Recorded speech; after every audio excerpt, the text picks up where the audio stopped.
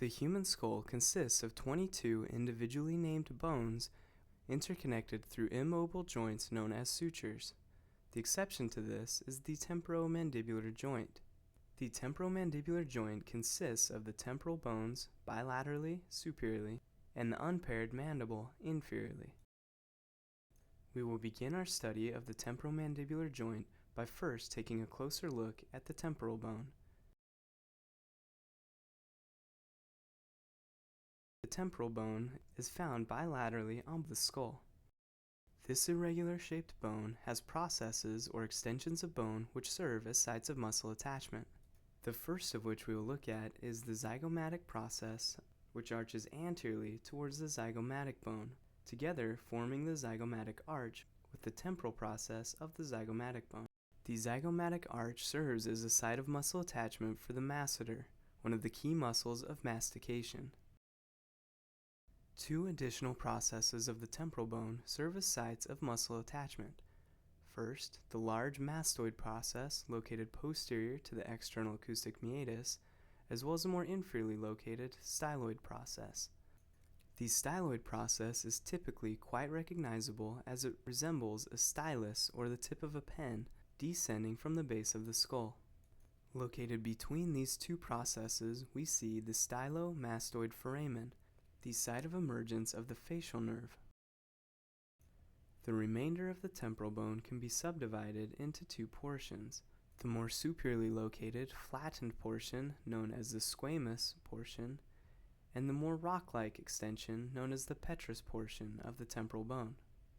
The petrous portion extends medially into the skull cavity and serves to protect and house the middle and inner ear.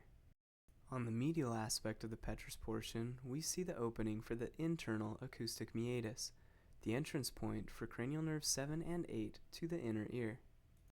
Slightly anterior to this, we see the carotid canal, the pathway for the internal carotid artery, one of the key vessels responsible for providing blood to the brain. Inferiorly, we see the opening of the carotid canal, where the internal carotid artery enters the skull. Note that this opening is slightly anterior and medial to the styloid process as well as the stylomastoid foramen.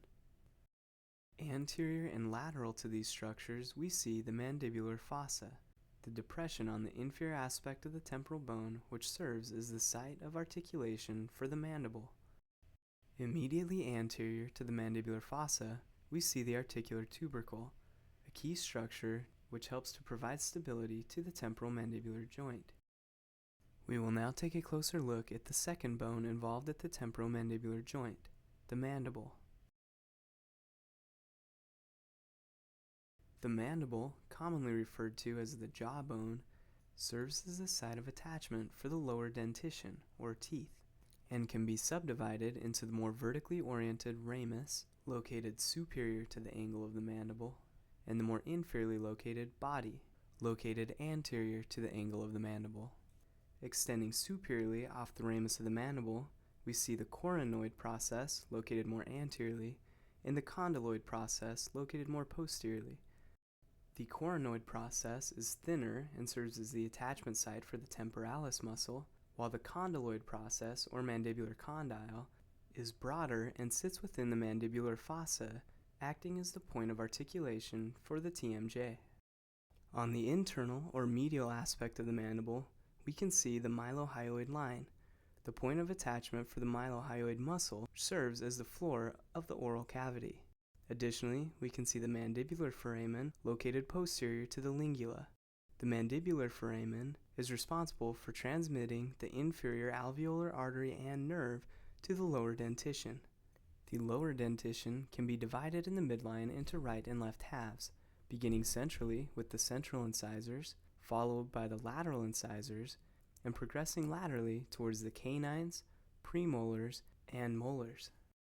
On the deep surface of the mandible, inferior to the incisors, we see the genoid tubercles, otherwise known as the mental spines, which serve as sites of muscle attachment for muscles attaching to the tongue and the hyoid bone. Lastly, on the superficial or outer surface of the mandible, we see the bilaterally located mental foramen, which serve as a transmission point for the branches of the mental nerve and artery which supply the area of the chin.